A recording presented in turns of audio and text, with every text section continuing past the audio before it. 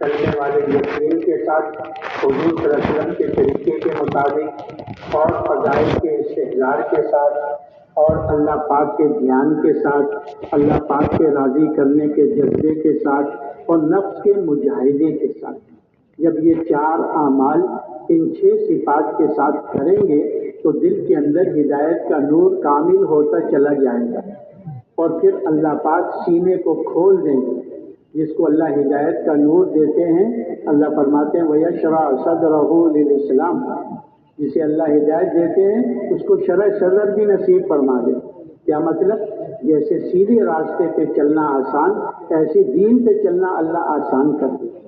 تو ہم جو اجتماع میں آئے ہیں وہ اس محنت کی نسبت سے جمع ہوئے ہیں کہ ہم اور آپ سب مل کر، ہم پوری امت جس سطح پر حضور نے دین کے اعتبار سے چھوڑا تھا اور دین کی محنت کے اعتبار سے چھوڑا تھا، امت مسلمہ اس سطح پر آ جائے۔ جی، امت کے پہلے طبقے کو حضور نے پورے دین پر چھوڑا تھا۔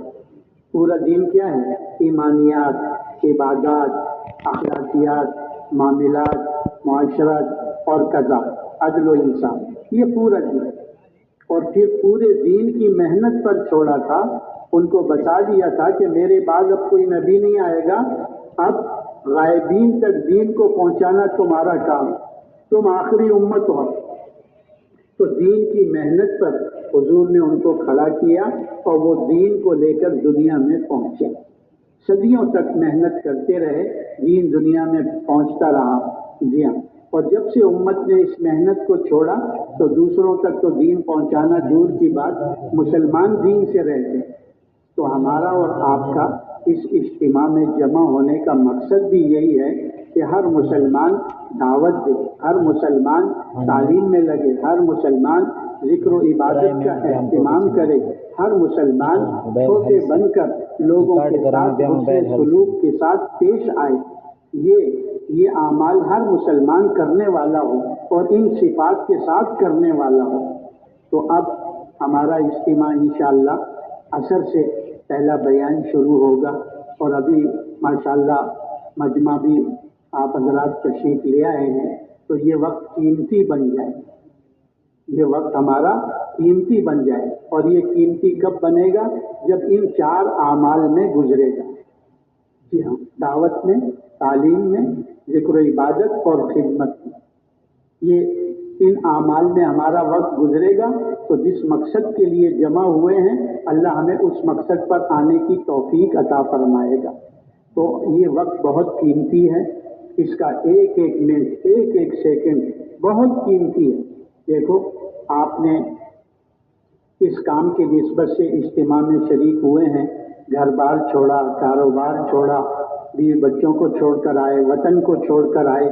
اب اپنی ضرورتوں کو مختصر وقت میں پورا کرنا اور ہر اجتماعی عمل کی پابندی کرنا اور انفرادی وقت میں ان اعمال میں لگنا اور اپنے لائے ہوئے ساتھیوں کو انہی اعمال میں لگانا۔ یہ نہ ہو کہ ہمارا وقت باہر روڈ پر پھرنے میں گزر جائے، بازار میں جانے میں گزر جائے اور ادھر ادھر پھرنے میں گزر جائے۔ یہ بڑے نقصان کی بات ہے۔ یہ 1 منٹ اور یہ 1 سیکنڈ، ہاں کہتے اتنا قیمتی ہے کہ انسان کا 1 منٹ 1 سیکنڈ اس کی آخرت کی زندگی پر اثر رکھتا ہے۔ وہ بنے گی یا بگڑے گی۔ اگر اعمال میں گزری تو بنے گی، اور اگر اعمال کے بغیر گزری تو بنے گی نہیں۔ ہاں، خطرہ ہے۔ اس لیے ابھی بڑوں نے مشورہ کیا کہ جو مجمع آیا ہوا ہے وہ اس وقت میں عصر سے پہلے اپنے چھوٹے چھوٹے حلقے بنا کر مسجد وار، علاقے وار بیٹھ کر تعلیم شروع کرو۔ یہ تعلیم دائی کا توشہ ہے، اس سے اعمال کا شوق پیدا ہوتا ہے، وعدے اور وعیدوں کا یقین آتا ہے۔